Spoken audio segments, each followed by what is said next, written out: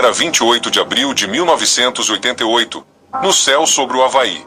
O voo 243 da Lola Airlines acabava de decolar do Aeroporto Internacional de Hilo, seguindo para o oeste em direção a Honolulu.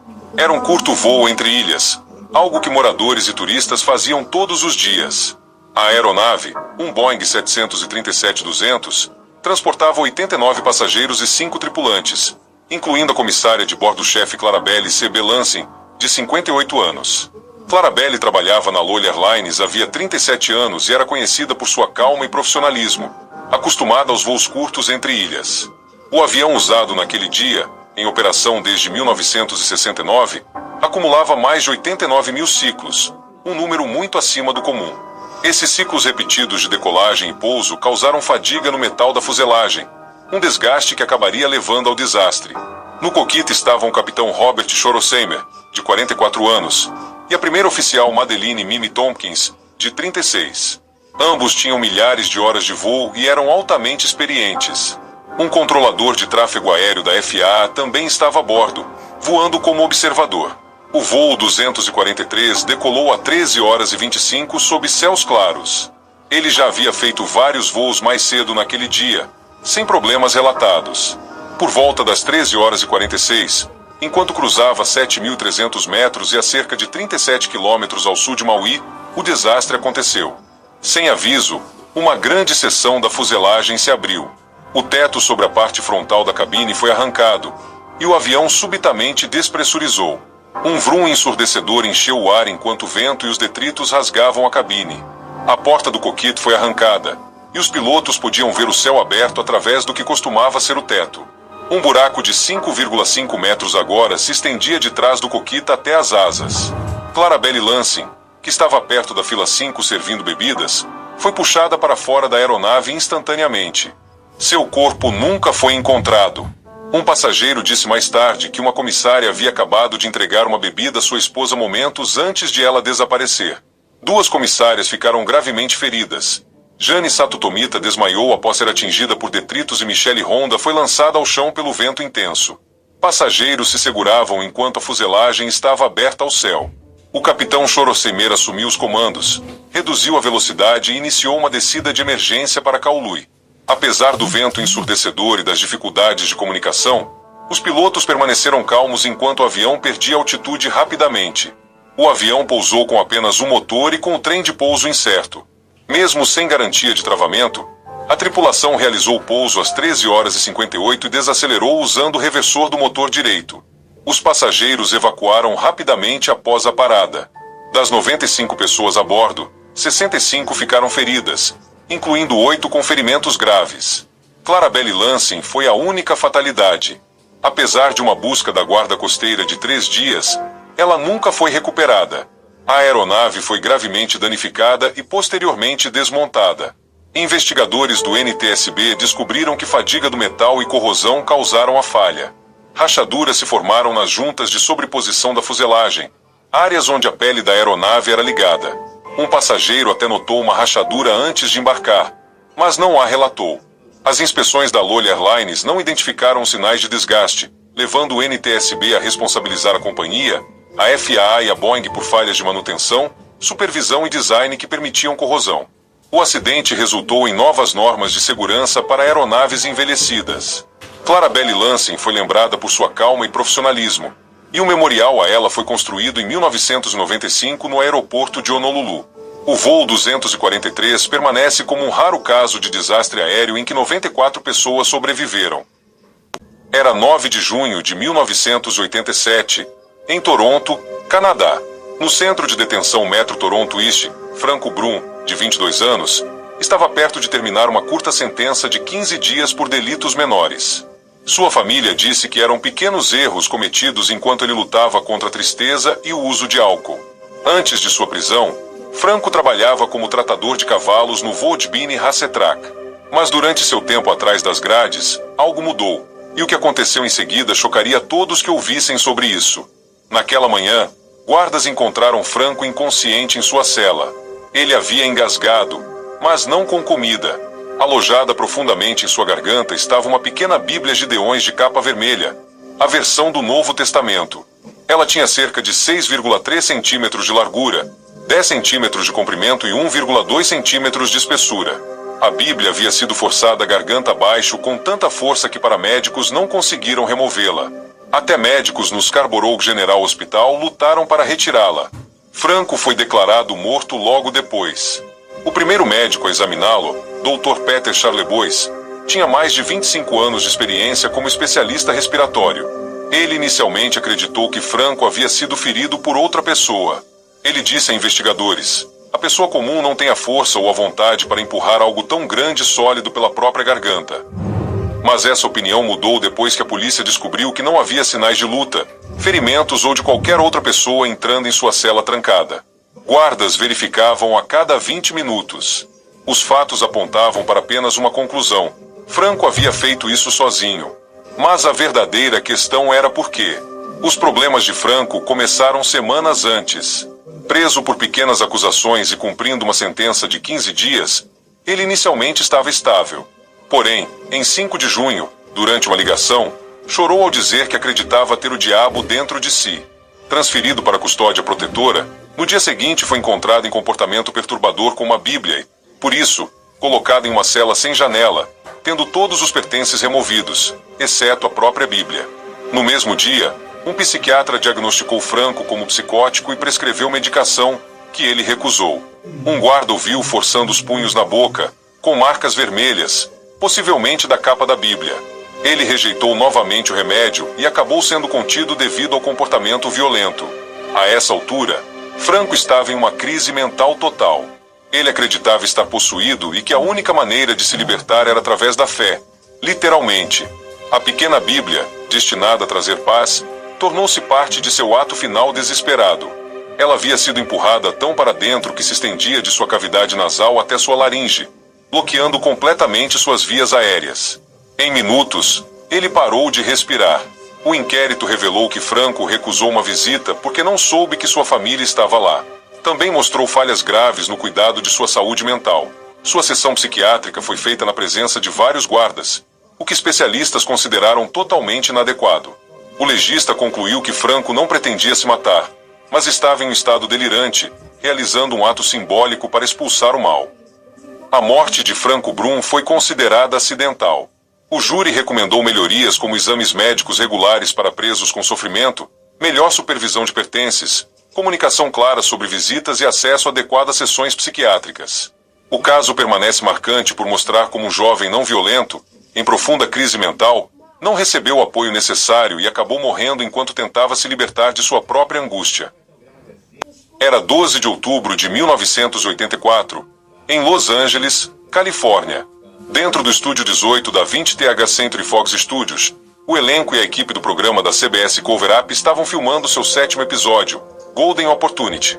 Entre eles estava John Eric Exum, de 26 anos, a estrela em ascensão do programa. Ele era charmoso, atlético e considerado um dos novos talentos promissores de Hollywood. Mas o que começou como um dia de filmagem normal logo se transformaria em um dos acidentes mais trágicos da televisão. Em 6 dias, John Eric morreria. John Eric nasceu em 1957, em Inglewood, Nova Jersey. Após a separação dos pais quando ele tinha 4 anos, foi criado pela mãe, Greta, junto com seu irmão Gunnar, em Tenafly. Apesar das dificuldades, ela incentivou a arte e a música, comprando um piano e levando os filhos ao teatro, o que influenciou seu interesse por atuar. No ensino médio, John Eric se destacou, participou da banda marcial, tornou-se drama-major e desfilou no Rose Parade de 1973, foi o primeiro líder de torcida masculino da escola, atuou em peças teatrais e serviu como presidente de turma, formando-se em 1976. Ele estudou engenharia biomédica antes de se transferir para Michigan State, onde se formou em filosofia política, trabalhou como DJ, jogou futebol como reserva e atuou no teatro. Após a faculdade, manteve uma rotina ativa enquanto tentava a carreira de ator. Em 1980, mudou-se para Nova York. Enquanto fazia trabalhos variados, foi descoberto por Bob LeMond, empresário de John Travolta, que o incentivou a ir para Los Angeles. Em 1982, conseguiu seu primeiro papel principal na série Voyagers, como Phineas Bogg, onde ganhou um público fiel apesar de o programa durar apenas uma temporada. Ele estrelou Making of a Male Model, 1983, com John Collins, papel do qual depois se arrependeu, e apareceu em hotel antes de conseguir o papel principal em Cover Up, interpretando um agente da CIA disfarçado de modelo. Também atuou em seu único filme, The Bear, como o jogador Pat Trammell. Apesar da fama crescente, vivia de forma simples em Burbank, dirigindo um Chevy Bel Air de 1954, e criou uma produtora para futuramente dirigir seus próprios projetos. Namorava a atriz exemplo Gratia Daly, que disse que ele estava estressado com o trabalho e com a fama. Em 12 de outubro, durante uma pausa nas filmagens, o personagem de John Eric deveria carregar um revólver .44 Magnum com festim. Embora as munições de festim não contenham balas, elas ainda produzem pressão explosiva. Por tédio, John Eric descarregou todas as munições, exceto uma de festim, girou o tambor, apontou a arma para a cabeça como uma piada e puxou o gatilho. A explosão fraturou seu crânio e empurrou fragmentos para o cérebro. Levado ao Beverly Hills Medical Center, passou por uma cirurgia de 5 horas, mas não voltou a acordar e foi declarado com morte cerebral em 18 de outubro, aos 26 anos. Com consentimento da mãe, seus órgãos foram doados. O coração para um veterano de 36 anos, os rins para um menino de 5 anos e uma mulher de 43, e suas córneas e pele ajudaram outros, incluindo uma criança de 3 anos vítima de queimaduras. John Eric foi cremado e suas cinzas espalhadas no Pacífico, perto de Malibu. Seu patrimônio foi avaliado em cerca de $255 mil. O episódio que ele filmava foi ao ar 2 semanas depois, com uma homenagem. Cover Up continuou por pouco tempo com outro ator, mas foi cancelado. Sua morte foi considerada acidental e permanece um dos casos mais trágicos de Hollywood, lembrado tanto pela perda precoce quanto pelas vidas salvas por sua doação de órgãos. Bunda, pô. Falou bem. Vai esse caralho, tenta cá, vamos, porra. Vamos, caralho.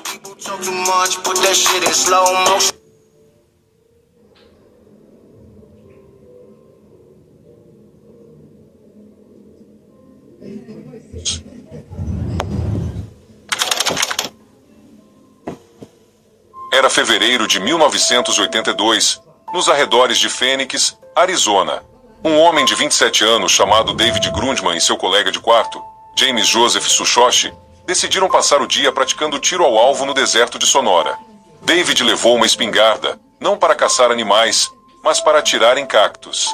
No Arizona, saguaros costumavam ser alvo de vandalismo e até roubo, apesar de serem protegidos por lei como símbolos importantes do deserto.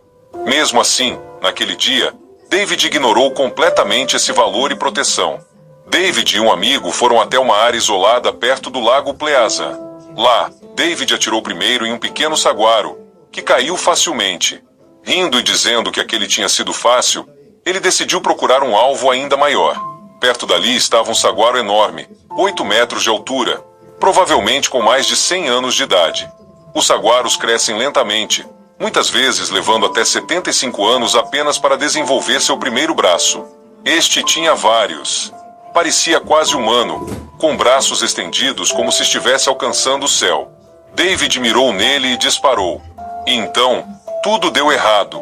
O tiro atingiu o cacto, e um de seus braços grossos, com cerca de 1,2 metros de comprimento, se partiu. Ele caiu rápido, despencando antes que David pudesse se mover. Ele o atingiu diretamente, prendendo-o sob seu peso. O braço pesado esmagou instantaneamente. James, paralisado em choque, não pôde fazer nada. David morreu onde estava. Foi uma das mortes mais estranhas que se possa imaginar. Morto pelo próprio cacto que ele havia atacado. O saguaro é um símbolo do sudoeste dos Estados Unidos, vivendo até 150 a 200 anos e podendo pesar até 8 toneladas. Apesar do tamanho, é vulnerável a danos humanos. Por isso, Arizona aprovou, em 1929, uma lei que torna ilegal destruir ou prejudicar plantas nativas do deserto, especialmente saguaros, com punições que incluem multas altas e até prisão. Richard Acontrima, apelidado de policial do cacto, dedicou-se a fazer cumprir as leis de proteção às plantas do deserto no Arizona, enfrentando ameaças como flechas, sabotagem de freios e ataques à sua casa. O roubo de cactos era um negócio lucrativo. Enquanto as vendas legais rendiam mais de 1,8 milhão de dólares ao ano, o comércio ilegal movimentava cerca de 500 mil dólares, com alguns grupos faturando mais de 100 mil dólares vendendo cactos roubados pelo país. Mas a morte de David não teve nada a ver com dinheiro ou roubo organizado. Foi um ato descuidado que terminou em tragédia. Quando a notícia se espalhou, as pessoas não conseguiam acreditar. Um homem havia atirado em um cacto, e o cacto havia caído sobre ele. Muitos acharam a história ironicamente engraçada. Canções foram até escritas sobre isso, como a faixa Saguaro do Austin Lounge Lizards. Mas para seu amigo que testemunhou, não foi piada. Algumas pessoas chamaram de vingança da natureza. Outros viram como um acidente inacreditável. Fosse o que fosse, mostrou como até as partes mais pacíficas do deserto podem se tornar mortais. David Grundman morreu quando um enorme cacto saguaro centenário caiu sobre ele após ser alvejado durante um ato de vandalismo. A planta, que havia sobrevivido há séculos no deserto do Arizona, desabou em um instante. O caso se tornou um exemplo marcante da fragilidade do ecossistema local e da imprevisibilidade da natureza. Até hoje, o Arizona mantém leis rigorosas para proteger seus cactos, embora muitos novos moradores não compreendam sua importância. A morte de David permanece uma das histórias mais estranhas do estado.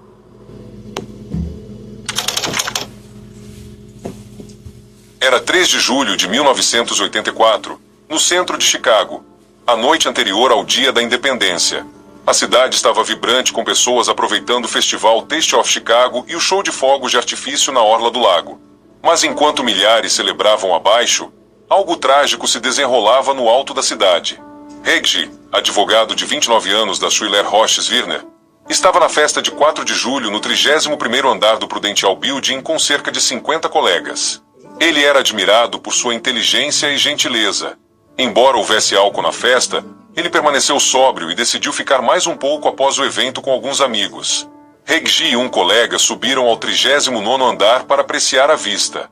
O corredor tinha janelas de vidro do chão ao teto e piso de mármore. Brincando, decidiram correr. Reggie tirou os sapatos para não escorregarem. Como sua lente havia rasgado mais cedo, também estava sem óculos, o que o deixava com a visão muito ruim. Ainda assim, ele se alinhou em uma extremidade do corredor e começou a correr descalço. Testemunhas disseram mais tarde que ele correu cerca de 36 metros em velocidade máxima, direto para a parede de vidro. Mas sem visão clara, ele não conseguiu distinguir onde o corredor terminava. Em apenas alguns segundos, tudo deu errado. Reggie correu diretamente para uma das grandes janelas. O vidro estilhaçou instantaneamente. O impacto fez cair do 39º andar no ar. Lá fora, as ruas estavam lotadas de pessoas saindo do show de fogos de artifício. Muitos ouviram o forte estrondo. Outros viram o que aconteceu.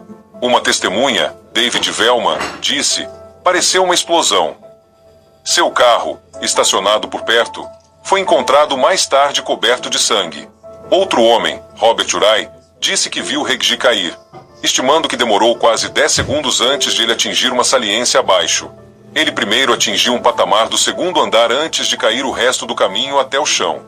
A multidão abaixo gritou. O tráfego parou e os policiais lutaram para chegar ao local através do caos. Um transeunte disse que viu o que aconteceu, colocou sua camisa sobre o corpo e se afastou em choque. Até mesmo os policiais no local ficaram abalados. Um deles disse mais tarde que foi uma das coisas mais perturbadoras que ele já tinha visto. Investigadores rapidamente descartaram qualquer crime. Reggie não estava bebendo, e ninguém o havia empurrado. Foi simplesmente um acidente trágico. Seu colega Michael Roche explicou. Ele estava correndo pelo corredor e aparentemente perdeu sua perspectiva. A empresa afirmou que a visão muito fraca de Reggie sem óculos provavelmente fez com que ele não percebesse o painel de vidro. Segundo a polícia, ele e o colega estavam apenas correndo de brincadeira, e Reggie simplesmente seguiu em frente. No 39º andar, não havia grades, apenas vidro do chão ao teto, tornando quase impossível para ele perceber o limite do corredor. O caso foi classificado como morte acidental.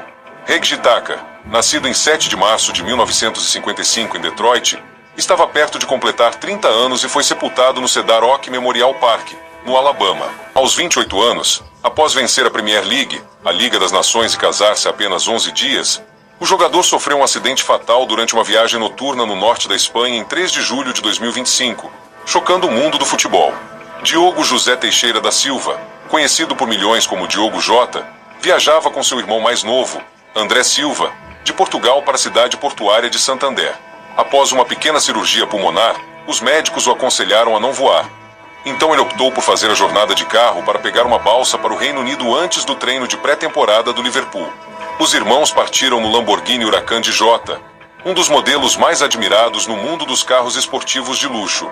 Aproximadamente às 0h35, enquanto ultrapassava outro veículo na autoestrada 52 perto de Cernadilla, na província de Zamora, na Espanha, o pneu do carro estourou de repente.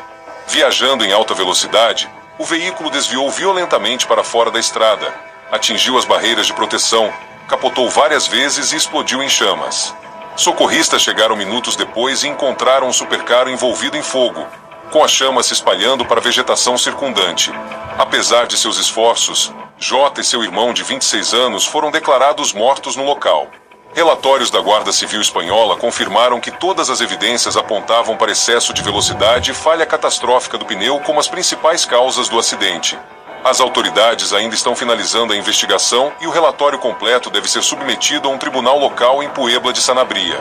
Os destroços carbonizados do Lamborghini permaneceram na beira da estrada por várias horas após o amanhecer, uma imagem assustadora que rapidamente se espalhou pelos noticiários.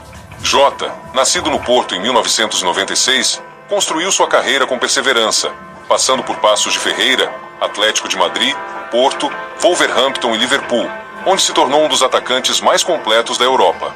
Pela seleção de Portugal, somou 49 jogos e ajudou a conquistar a Nations League em 2019 e 2025. Seu irmão André também era jogador profissional, atuando pelo Penafiel e seguindo uma trajetória dedicada semelhante. No dia seguinte, os corpos dos irmãos foram trasladados para Gondomar, onde um velório reuniu centenas de pessoas, incluindo o primeiro-ministro e o presidente de Portugal. O funeral foi realizado na igreja paroquial de Gondomar, presidido pelo bispo Manuel Linda. Rubem Neves, Virgil Vande e Andy Robertson participaram como carregadores e levaram tributos florais. Os irmãos foram sepultados lado a lado no cemitério ao lado da igreja. Homenagens vieram globalmente. O Liverpool se disse devastado e aposentou a camisa 20 em sua honra. Jürgen Klopp lembrou Jota como jogador excepcional e amigo querido. Cristiano Ronaldo lamentou a tragédia e a dor deixada para sua esposa e 3 filhos, dizendo que não faz sentido. As mortes de Diogo Jota e André Silva estão entre os acidentes de carro de celebridades mais desoladores de 2025.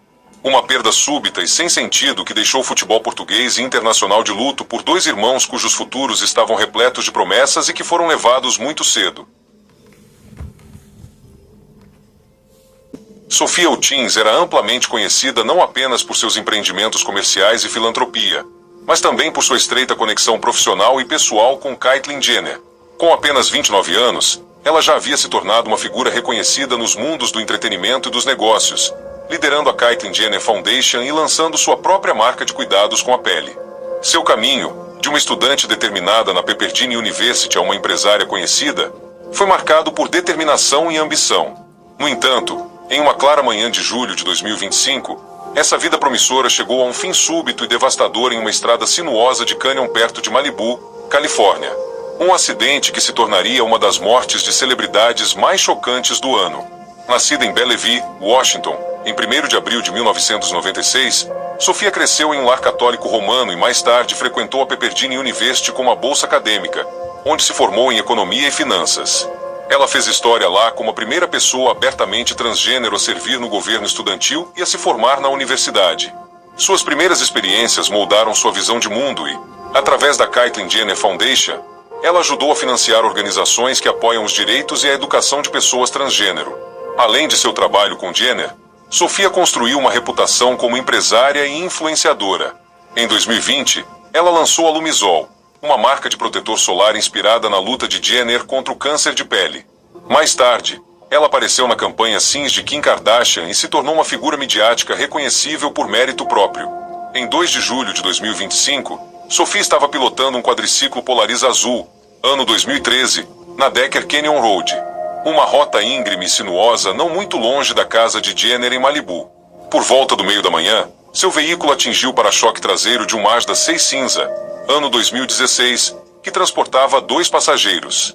O impacto fez com que seu quadriciclo desviasse violentamente da estrada estreita e despencasse aproximadamente 106 metros em um barranco. Sofia morreu no local após bater na traseira de um Mazda e cair de um desfiladeiro. A alta velocidade foi apontada como causa provável. Não havia álcool ou drogas envolvidos, e o caso foi classificado como acidente. Ela sofreu múltiplos ferimentos por impacto, e o veículo não pôde ser imediatamente recuperado devido à profundidade do penhasco. Caitlyn Jenner, que chegou ao local logo após o acidente, teria ficado em choque visível. Ela mais tarde descreveu a perda como uma das experiências mais difíceis de sua vida. A morte de Sophia tocou profundamente as comunidades do entretenimento e dos negócios. Ela fez parte do círculo íntimo de Caitlyn Jenner desde 2015, aparecendo ao lado dela pela primeira vez na série de documentários Ian Kite. Ao longo dos anos, ela fez a transição de gerente de Jenner para sua confidente mais próxima, morando na casa de Jenner em Malibu e ajudando a administrar sua fundação filantrópica. O relacionamento delas, muitas vezes mal interpretado pelo público, era de respeito mútuo e lealdade. Sophia frequentemente descrevia Jenner como uma figura parental, enquanto Jenner se referia a ela como família. Sophia foi enterrada no Holy Cross Catholic Cemetery em 24 de julho de 2025, em um funeral com familiares, amigos e membros da família Kardashian-Jenner. Caitlyn Jenner descreveu sua morte como uma perda profunda e irreparável. A natureza súbita e violenta do acidente tornou o caso amplamente comentado, mas seu legado permanece associado ao trabalho que realizou e à busca por construir uma vida significativa sob a atenção pública.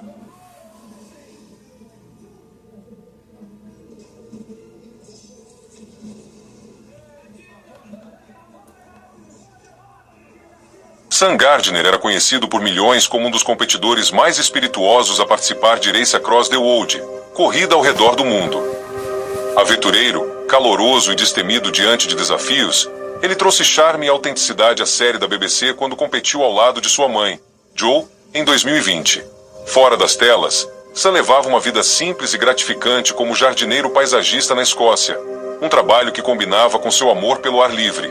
Mas no final de maio de 2025, sua história teve um fim imprevisto e devastador. Em 26 de maio de 2025, Sam estava dirigindo para casa, em Stockport, Grande Manchester, depois de voltar da Escócia para celebrar um aniversário de família. Ele estava ao volante de seu VW Golf R4 Motion State de alta performance, um veículo modificado de 300 cavalos de potência, conhecido por sua velocidade e poder. Era uma noite chuvosa e traiçoeira, com chuva forte encharcando a rodovia dupla 34 perto de Gatley. De acordo com testemunhas, a visibilidade era ruim. Água parada cobria a estrada, e muitos motoristas haviam diminuído a velocidade para se ajustar às condições.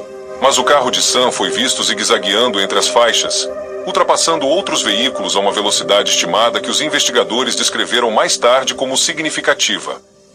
Por volta das 22 horas, a tragédia aconteceu. O carro de Sam atingiu o canteiro central, perdeu o controle e capotou antes de parar de lado. O impacto causou danos catastróficos. Ele sofreu uma devastadora lesão cerebral e foi encontrado inconsciente no local. Serviços de emergência o levaram às pressas para o Salford Royal Hospital, onde ele foi colocado em um coma induzido. Apesar dos esforços dos médicos, eles concluíram que não havia chance realista de recuperação. 3 dias depois, em 29 de maio, Sam faleceu cercado por sua família. O inquérito concluiu que o acidente foi resultado de uma combinação de fatores: pneus carecas, estrada molhada com acúmulo de água devido a bueiros entupidos e velocidade alta.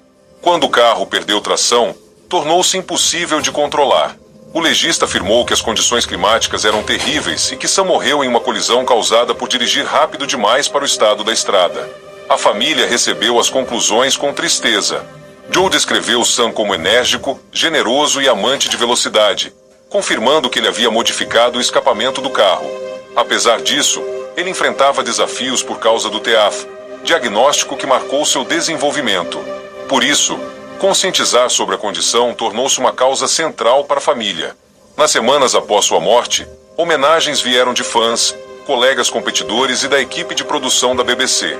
A família Race Across the World lembrou como um aventureiro que viveu a vida com amor e energia, recordando seu vínculo estreito com a mãe e sua determinação durante a jornada de 7 semanas do programa pela América do Sul. Sua família o descreveu como leal, engraçado e ferozmente protetor, dizendo que ele trazia calor, risadas e uma pitada de caos por onde passava. A família de Sam criou uma campanha no Just Giving para apoiar a Faz, inicialmente com meta de 500 libras, mas que ultrapassou 28 mil após tributos vindos do país e do exterior. Joe disse ter se emocionado com mensagens de pessoas influenciadas por Sam, especialmente aquelas afetadas pelo TEAF.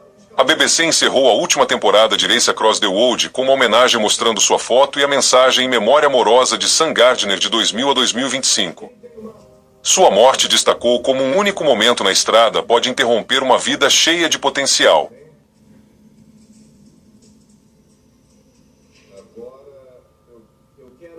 Ai, porque eu não consigo comprar um carro. Ai, porque eu não consigo. É possível comprar um carro sem entrada, mesmo com restrição no nome.